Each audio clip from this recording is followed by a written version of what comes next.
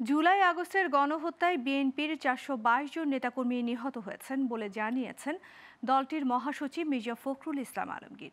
সকালে গুলশানে বিএনপি চেয়ারপারসনের কার্যালয়ে সংবাদ সম্মেলনে তিনি বলেন, আগস্টের বিজয়ের পেছনে রয়েছে অসংখ্য নির্যাতিত মানুষের বেদনার অপ্রকাশিত ইতিহাস। তিনি জানান, ২০১৩ থেকে ২০২৩ সালের মধ্যে বিচার বহির্ভূত হত্যার শিকার হয়েছে বিএনপির ১,৫৫১ জন নেতাকর্মী। বিস্তারিত আওলাদ বাবলুর প্রতিবেদনে।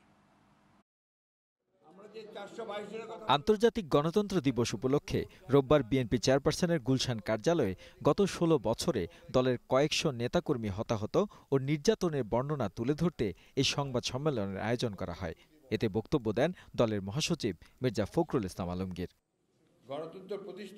তিনি জানান, বৈষম্য বিরোধী ছাত্র আন্দোলনে ১৩ই আগস্ট পর্যন্ত ৮৭৫ জন নিহত হয়েছে বলে একটি মানবাধিকার সংস্থার প্রতিবেদনে জানানো হয়েছে। এর মধ্যে ৪২২ জনই বিএনপির নেতাকর্মী বা সমর্থক। বিভিন্ন প্রতিবেদন অনুযায়ী জুলাই গণহত্যায় ১৩ আগস্ট পর্যন্ত সমগ্র বাংলাদেশের শহীদ হন ৮৭৫ জন মানুষ, যার মধ্যে কমপক্ষে ৪২২ জন বিএনপি রাজনীতির সঙ্গে জড়িত। দেশ জুড়ে শহীদ হওয়া সকল শ্রেণী পেশা রাজনীতির মানুষগুলোর এই বিশাল অংশ যে বিএনপি নেতাকর্মী, এটি কোনো বিচ্ছিন্ন ঘটনা নয়, বরং আমাদের সুদীর্ঘ রাজনৈতিক সংগ্রামের অনিবার্য ফল।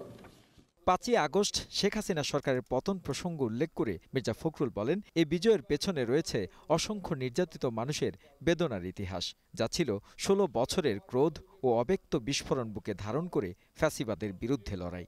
এই বিজয়ের পেছনে রয়েছে অসংখ্য নির্যাতিত মানুষের বেদনার অপ্রকাশিত ইতিহাস।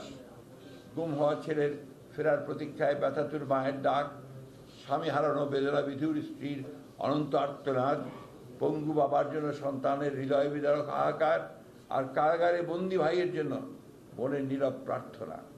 তাদের সকলের ১৬ বছরের রক্ত, শ্রম, অশ্রু দিয়ে প্রতিটি পরিবারের ক্ষোভ, ক্রোধ, অব্যক্ত বিস্ফোরণ বুকে ধারণ করে চলমান ছিল শেখ হাসিনার ফ্যাসিবাদের বিরুদ্ধে লড়াই। ২০১৩ থেকে ২০২৩ সাল পর্যন্ত বিচার বহির্ভূত হত্যার শিকার হয়েছেন বিএনপির ১,৫৫১ নেতাকর্মী। তাদের রক্তের ঋণ শোধ করতে হলে যে কোনো মূল্যে দেশে গণতন্ত্র ও ন্যায় বিচার প্রতিষ্ঠা করতে হবে বলেও জানান বিএনপির মহাসচিব। এবং ২ মাসের মধ্যেই উনি যদি দিয়ে দেন, তার একটা নির্বাচন করে ফেলতে হবে। আওলাদ বাবলু, গ্লোবাল টেলিভিশন, ঢাকা।